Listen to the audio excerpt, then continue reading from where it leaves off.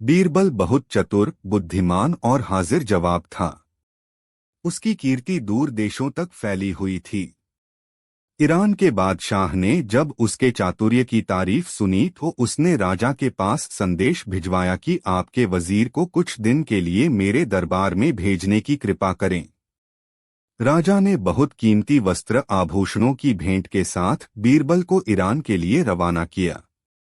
Iran की सीमा पर बीरबल का भव्य स्वागत किया गया। दूसरे दिन जब बीरबल बादशाह के दरबार में पहुंचा तो बादशाह ने भी उसकी आवभगत की और राजा के द्वारा भेजे गए उपहार के लिए धन्यवाद और कृतज्ञता प्रकट की। बीरबल ने ईरान के बादशाह को राजनीति के कई रहस्य समझाए। बादशाह उसकी हर राय से सहमत हुए। विदाई की बेला में बादशाह ने अपने सभी दरबारियों के बीच हिंदुस्तानी वजीर से एक सवाल किया कि आपके राजा और मेरे बीच आप कैसे तुलना करते हैं। वजीर ने कहा, हमारा राजा दूज के चांद की तरह हैं और आप पूनम के पूर्ण चंद्रमा से सुंदर सुशील हैं। बीरबल के साथ आए राजा के दरबारियों को मौका मिल गया। वह आपस में इस बात को लेकर खुसर खुसर करने लगे कि बीरबल ने ईरान के बादशाह के स्वागत सरकार के आगे अपने राजा को नीचा दिखाया है। ईरान के बादशाह को तो पूनम का चांद बताया और अपने राजा को दूज का चांद। दूसरे दरबारी ने हाँ में हाँ मिलाते हुए कहा, हाँ तुम ठीक कहते हो, पूनम का चांद बहुत बड़ा और चमकीला होता है, जबकि दूज का चांद एक पतली सी रेखा की तरह है। वजीर ने अपने राजा को छोटा बताया, इसकी हमें शिकायत करनी चाहिए। तीसरे दरबारी ने कहा। जब बीरबल वापस अपने राजा के दरबार में लौटा तो राजा ने सारा हालचाल पूछा। बीरबल की बातें सुनकर राजा बोला, आपने हमारे दरबार की शोभा ईरान तक फैलाई, इसकी हमें बहुत खुशी है। साथ गए दरबारियों ने पूनम के चांद और दूज के चांद वाली बात राजा को बताई। राजा इस पर बहुत नाराज हुआ। दूसरे दिन बीरबल से उसने पूछा, आपने मेरी तुलना पूनम के चांद से क्यों नहीं की। वजीर को सारा माजरा समझ में आ गया। वह बोला, हुजूर, आप दूज के चांद की तरह हमेशा अपने पराक्रम, कीर्ति और साम्राज्य कोई दिन दूना रात चौगुना बढ़ा रहे हैं, इसलिए मैंने आपकी प्रशंसा की में दूज के चांद की उपाधि दी। ईरान के बादशाह को पूनम का चांद इसलिए कहा क्योंकि पूनम चंद हर रोज घटा जाता है, सिमटता जाता है। अमावस की रात तो वह बिल्कुल ही नहीं निकलता। आपको दूज का चांद बताकर मैंने अपने राजा की महानता का बखान किया है। दूज का चांद सबको प्रिय होता है, सभी उसके दर्शन करते हैं। पूनम का चांद तो एक दिन चमकता है और दूज का चांद पूरे पखवाड़े तक चमकता है। आप खुद फैसला करें कि दूज का चांद ज्येष्ठ है या पूनम का। राजा ने कहा, हाँ दूज का चांद। और अपने बीरबल की बात सुनकर राजा खुश हुआ। उसने चुगलखोरों की जमकर खबर ली। राजा ने उससे और इनाम देकर सम्मानित किया। राजा अकबर हमेशा कोई ना कोई सवाल बीरबल से पूछते रहते थे और बीरबल भी बड़े ही शान से, बड़े ही खुशी से अकबर के सवालों का जवाब दिया करते थे। एक दिन अकबर ने बीरबल से पूछा, भगवान कहाँ है, भगवान क्या करता है और भगवान क्यों नहीं दिखाई देता। यह 3 सवाल अकबर ने बीरबल से पूछ लिया। बीरबल भी भगवान के पक्के भक्त और सेवक थे। वह भगवान का पूजा पाठ बहुत करते थे, लेकिन बीरबल को यह नहीं पता था कि भगवान कहाँ रहता है, भगवान क्या करता है और भगवान दिखाई क्यों नहीं देता। यह बातें बीरबल को नहीं पता थी। बीरबल ने अपने मन ही मन सोचा, आज तो मैं फंस ही गया। दुनिया का यह पहला इतिहास होगा कि अकबर के सवाल का जवाब बीरबल नहीं दे पाया। बीरबल परेशान हो गए। अकबर ने कहा, बीरबल क्या हुआ, क्या तुम्हारे पास मेरे सवालों का जवाब नहीं। बीरबल ने कहा, नहीं हजूर, मैं आपके प्रश्नों का जवाब जरूर दूंगा, लेकिन मुझे कुछ दिनों की मोहलत चाहिए। अकबर ने कहा, ठीक है, तुम्हें मैं 7 दिन की मोहलत देता हूँ। यदि तुमने 7 दिन में मेरे प्रश्नों का उत्तर नहीं दिया तो तुम्हें मृत्युदंड दिया जाएगा। बीरबल ने हाँ भरी और अपने घर को चले आए। बीरबल जब भी घर आते थे अपनी बेटी के लिए कुछ ना कुछ लेकर आते थे। बड़े खुश होकर अपनी बेटी को गले लगाते थे, बहुत सारा प्यार करते थे। लेकिन उस दिन बीरबल ने ऐसा कुछ नहीं किया और सीधा अपने शयन कक्ष में जाकर बैठ गए। बीरबल की बेटी ने सोचा, आज मेरे पिताजी को क्या हो गया, ऐसा तो पहले कभी नहीं करते थे। इतना कहकर बीरबल की बेटी बीरबल के पास पहुंच गई और उसने बीरबल से पूछा, पिताजी आपको क्या हो गया, आप क्यों चिंता में डूबे हुए हैं? अखबार बीरबल की कहानी भगवान क्या नहीं करता है?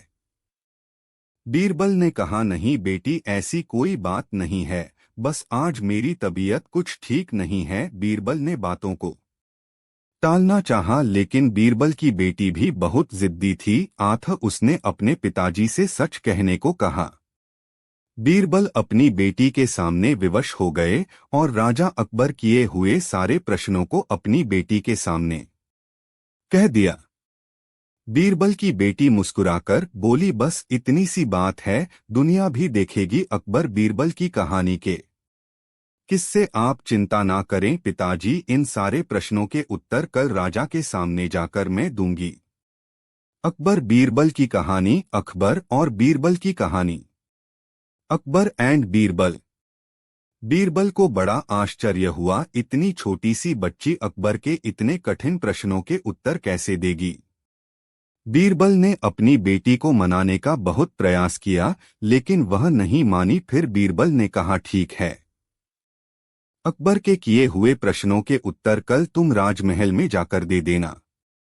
दूसरे दिन बीरबल अपनी पुत्री को अकबर के पास ले गए। अकबर ने जैसे ही बीरबल देखा तो आश्चर्य में पड़ गए और अकबर ने बीरबल से कहा, बीरबल तुम तो 7 दिन की मोहलत लेकर गए थे और इतनी जल्दी वापस कैसे आ गए?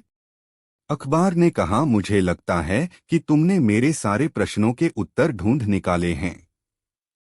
बीरबल बिल्कुल मौन खड़े रहे और उनकी छोटी सी लड़की सभा के आगे आ गई और महाराज अकबर से उस लड़की ने कहा, आपको महाराज किसने बनाया? किसने आपको यह राज सिंहासन दिया? आप तो चपरासी बनने के लायक भी नहीं हैं। उस लड़की की यह बात सुनकर अकबर पहले तो बहुत गुस्सा हुए, फिर बाद में अपने गुस्से को काबू करते हुए अकबर ने उस लड़की से कहा, कौन हो तुम और क्यों इस प्रकार की बात कर रही हो? मेरे अंदर ऐसी कौन सी बात नहीं है जिसके कारण मैं राजा नहीं बन सकता? क्या कमी है मेरे अंदर, बताओ तो। लड़की ने कहा, जो व्यक्ति घर में आए हुए मेहमान को उठना बैठना, मेहमान का स्वागत करना नहीं जानता, वह राजा बनने के लायक नहीं है। लड़की की बात सुनकर बीरबल हाथ जोड़कर राजा के समक्ष जाकर माफी मांगने लगे। हजूर माफ कीजिएगा, यह कन्या मेरी पुत्री है, यह बहुत छोटी है, इसे शब्दों का ज्ञान नहीं, इसकी बातों पर बिल्कुल ध्यान मत दीजिए महाराज। अकबर ने बीरबल से कहा, बीरबल तुम्हारी बेटी सच में बहुत ही चतुर है, तुम्हारी बेटी ने मुझे सही शिक्षा दी है। राजा होने के अहंकार में मैंने इनका सत्कार नहीं किया, तुम्हारी बेटी ने जो किया बिल्कुल सही किया।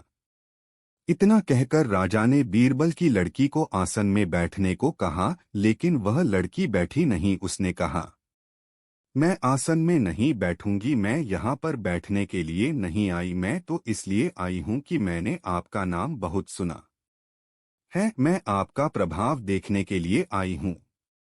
अकबर ने सोचा, मैं इससे और बातें करूंगा तो यह मेरे को और लज्जित करेगी, इससे ज्यादा बात करना अच्छी बात नहीं। अकबर ने कहा, यह बहुत ही होनहार लड़की है, इसके लिए एक कटोरे में दूध लेकर आओ, इसको दूध पिलाएंगे। राजा की बात सुनकर दरबान ने बीरबल की लड़की के लिए कटोरा भर के दूध लाए और उसको दे दिया। बीरबल की लड़की ने दूध से भरा कटोरे को हाथ में लिया और उंगली से उस दूध को घुमाने लगी। उस लड़की ने दूध को नहीं पिया, बहुत देर तक घुमाती रही। अकबर को बड़ा आश्चर्य लगा कि दूध क्यों नहीं पी रही। अकबर ने उस लड़की से कहा, बेटी दूध पी लो, दूध। बीरबल की लड़की ने कहा, मैं दूध नहीं पीऊंगी बल्कि मैं घी खाऊंगी, इसीलिए मैं इस दूध से भरे कटोरे को उंगली से घुमा रही हूं ताकि इस दूध से भरे कटोरे से घी निकल आए। अकबर ने उस लड़की से कहा, क्यों बेवकूफ़ी भरी बातें करती हो, भला ऐसे कैसे घी निकल सकता है? घी निकालने के लिए पहले दूध को गर्म करना पड़ता है, फिर उसमें थोड़ा दही डालना पड़ता है, उसको जमाना पड़ता है, फिर उस जमे हुए दही को मथना पड़ता है, तब कहीं जाकर घी निकलता है। ऐसे उंगली को घुमाने से घी नहीं निकल सकता। बीरबल की लड़की ने कहा, सच में महाराज, आप तो बहुत ही समझदार और होशियार है। अकबर ने कहा, इसमें होशियारी की क्या बात है, यह तो कोई भी बता सकता है। बीरबल की लड़की ने कहा, महाराज, आपने मेरे पिताजी से क्या प्रश्न किया था? अकबर ने कहा, मैंने आपके पिताजी से यह कहा था कि भगवान कहाँ रहते हैं।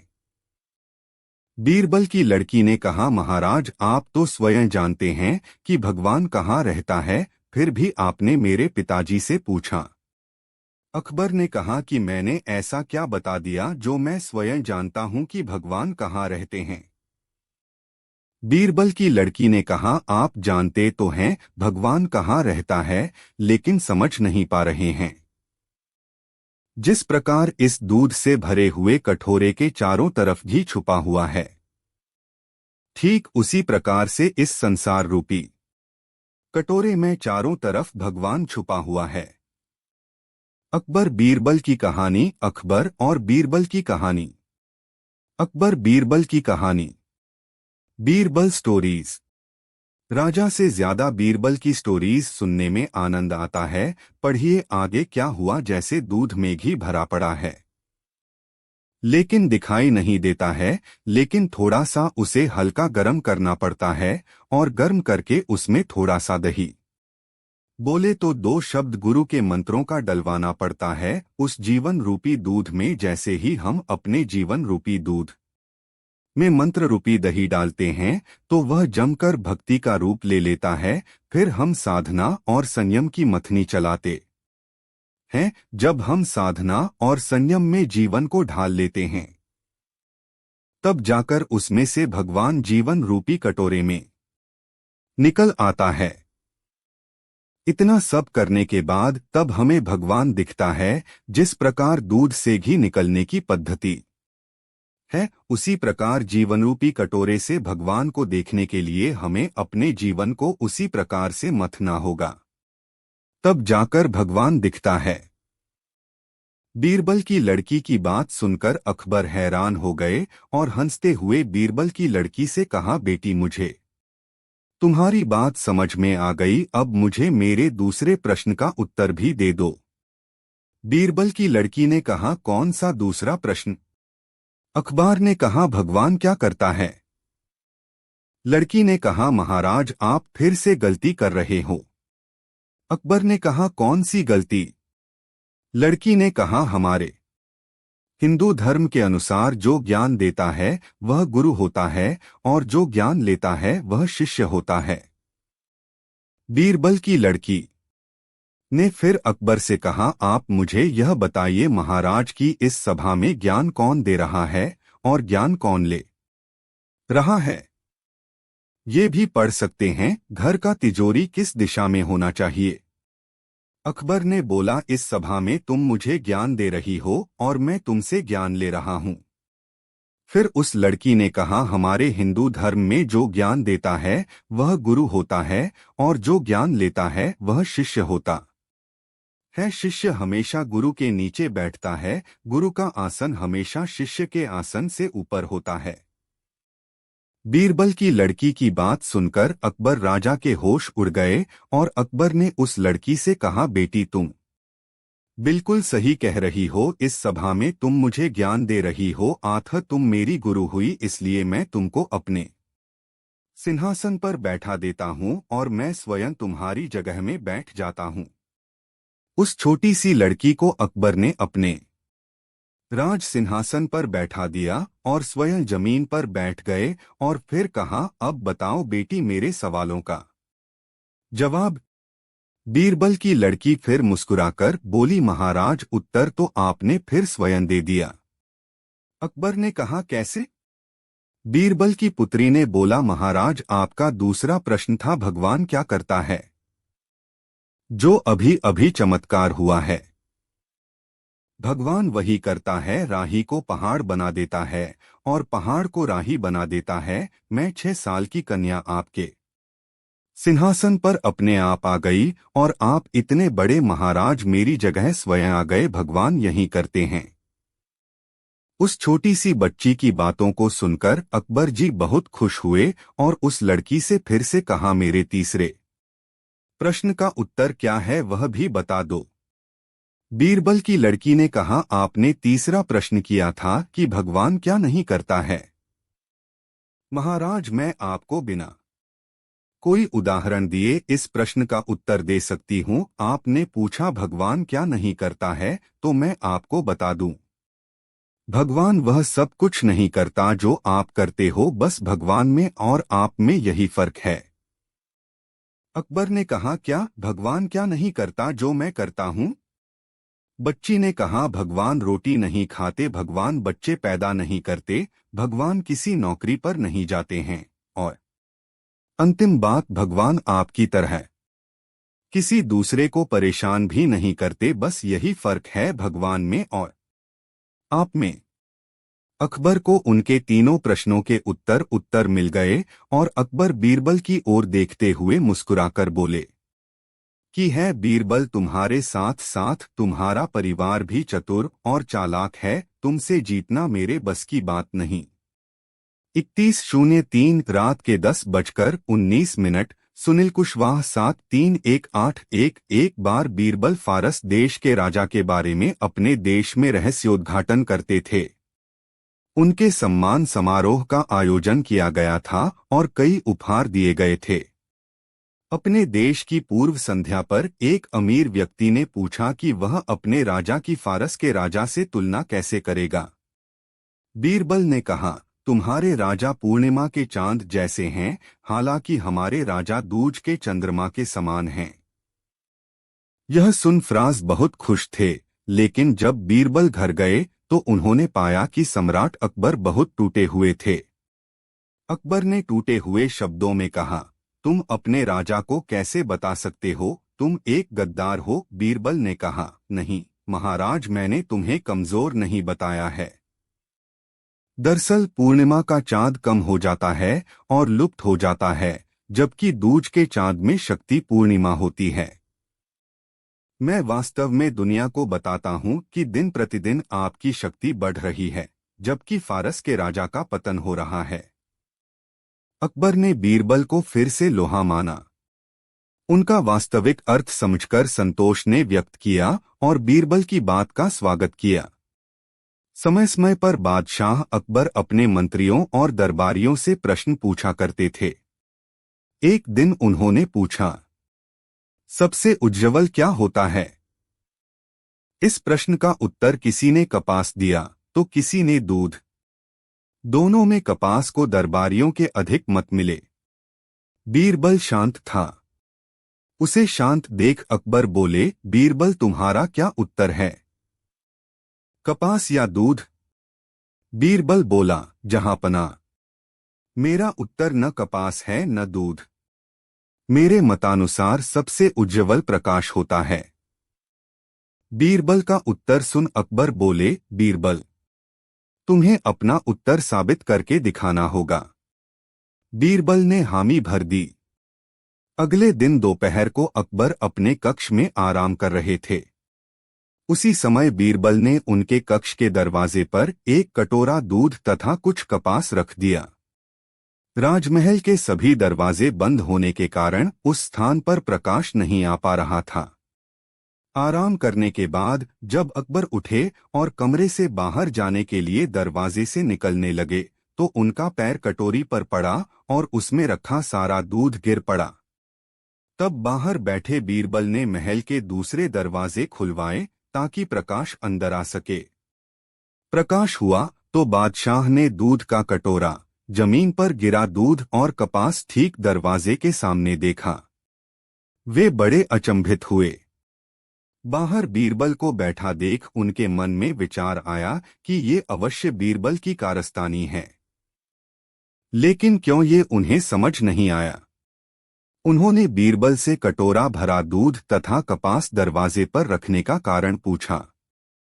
जब बीरबल बोला, जहांपना, कल अपने दरबार में प्रश्न पूछा था कि सबसे उज्ज्वल क्या है। दरबारियों का उत्तर था कपास और दूध। मेरा उत्तर था प्रकाश। मैंने अपना उत्तर प्रमाणित कर दिया है। अकबर को उत्तर अब भी अस्पष्ट था। बीरबल अपनी बात स्पष्ट करते हुए बोला, जहांपना, दूध और कपास मैंने आपके कक्ष के दरवाजे पर रख दिया था। इनकी उज्ज्वलता पर किसी को शक नहीं है, किंतु बिना प्रकाश के ये चीजें दिखाई नहीं पड़ी। दरवाजा खोलते ही प्रकाश हुआ तो ये चीजें दिखाई दीं। इससे स्पष्ट होता है कि प्रकाश सबसे उज्ज्वल है। अकबर बीरबल के उत्तर से संतुष्ट हो गए। बादशाह अकबर एक नए महल का निर्माण करने वाले थे। इसकी तैयारी पूरी हो चुकी है और शीघ्र ही भवन निर्माण का कार्य आरंभ होने वाला था। लेकिन जिस जमीन पर नया महल बनने वाला था वह एक विधवा महिला की थी। उसे वह जमीन पर ले जाया जा रहा था, लेकिन उस जमीन पर शोध करने के कारण वह उस जमीन पर नहीं जाना चाहता था। उसने बहुत सारी मिन्नतें की, लेकिन उसकी कोई सुनवाई नहीं हुई। अतः वह बीरबल के पास है और उसे पूरी बात में मदद की जरूरत है। बीरबल ने शांति से अपनी संत और दासी को वापस भेज दिया। उसी दिन शाम को सूचना मिली कि 2 दिन में भवन निर्माण प्रारंभ होने वाला है, जिसके लिए भवन निर्माण सामग्री निर्माण स्थल पर काम शुरू हो गया है। अगले दिन बीरबल अकबर के साथ उस जमीन पर पहुंचे। वहां मिट्टी के ढेर के पास कई बोरे पड़े थे। बीरबल ने एक बोरा उठाया और मिट्टी की मंजूरी लगा दी। पढ़े तेनालीराम की सर्वश्रेष्ठ कहानियां। यह देख अकबर ने बीरबल से पूछा, बीरबल, तुम ये क्यों कर रहे हो? बीरबल ने उत्तर दिया, मैं अगले जन्म के लिए कुछ पुण्य कामना चाहता हूं, इसलिए ये कर रहा हूं। बीरबल की बात अकबर को समझ नहीं आई, लेकिन उन्होंने उस पर ज्यादा ध्यान नहीं दिया। वे वहां देखते रहे और बीरबल बोरे में मिट्टी भरते रहे। बोरे में पूरी मिट्टी भर जाने के बाद वह अकबर से बोला, हुजूर, मिट्टी से अंतिम बोरे को प्राप्त करने के लिए मेरी पृष्ठि को बनाए रखने में आप क्या सहायता करेंगे? तैयार हो जाओ अकबर और झुकाकर बोरा उठा ले। वह बहुत भारी था। वे बोले, बीरबल, ये बोरा तो बहुत भारी है। तब बीरबल ने कहा, हुजूर सोचिए, अगर एक बोर में इतनी अधिक मिट्टी का भार है तो क्या इस पूरी जमीन की मिट्टी का भार कितना होगा? ऐसा नहीं लगता कि यह आपके जमीर पर जो लोड करेगा वह आपको और भी बहुत कुछ देगा। ऐसे में जमीर पर इतना भारी बोझ लेकर क्या आप सार्वभौम से जी उठेंगे? बीरबल की इस बात ने अकबर की आंखें खोल दी। उन्हें अपनी गलती का पता चल गया। उन्होंने उसी समय निर्णय लिया कि वे उस जमीन पर नए महल का निर्माण नहीं करेंगे। इस तरह बीरबल अपनी समझदारी से बादशाह अकबर को मनाता है। एक दिन की बात है। अकबर राजदरबार की समीक्षा समाप्त होने पर दरबारियों ने पिछली रात को अपना सपना सुनाते हुए कहा था। अंधेरी रात थी। मैं और बीरबल एक दूसरे की ओर चल रहे हैं। डार्क में कुछ दिखाई नहीं देने के कारण हम दोनों एक दूसरे से ब्लॉक बकर गिर पड़े। लेकिन शहीद का शुक्र है कि मैं खेड़ के तालाब में गिरा। और क्या आप जानते हैं कि बीरबल कहाँ गिरा है? नाली में। बीरबल से जलने वाले दरबारियों ने एक स्वर में कहा और थकाके लगाए लगे। अकबर भी उनके साथ हो। उस दिन अकबर भी बीरबल के मनमोहक लेना चाहते थे और अपनी बातों से उन्हें निरुत्तर कर देना चाहते हैं। अकबर और सभी दरबारियों को हंसते हुए देखकर भी बीरबल की शहादत नहीं हुई। वह शांति से थक के बंद होने का इंतजार करने लगा। जैसे ही ठहाके बंद हुए, वो अपनी जगह से उठ खड़ा हुआ और बोला, जहां पनाह, इत्तेफाक की है कि कल मैंने भी यही सपना देखा था, लेकिन शायद आपकी एकजुटता के कारण हमारा स्टॉक फिर से टूट गया। पर मैंने अंत तक सपना देखा है, इसलिए आपको ये बातें बताई गईं कि क्या हुआ। क्या हुआ? अकबर ने कहा। आप खेड़ के तालाब से बाहर निकले और मैं नाली से बाहर निकला। खुदकुशी को साफ करने के लिए हमने पानी की तलाश की, लेकिन हमें कहीं भी पानी नहीं मिला। तब जानते हैं हमने क्या किया? क्या किया? अकबर का कौतूहल बढ़ रहा था। एक दूसरे को साफ करने के लिए हम एक दूसरे को चाटने लगे, बीरबल ने कहा। सिद्धांत यह था कि शर्म के मारे अकबर का चेहरा लाल हो गया था। बीरबल ने बाजी पलट दी थी। उस दिन उन्होंने यह कहावत कही कि अब कभी भी बीरबल की कोई बात नहीं उलझेगी।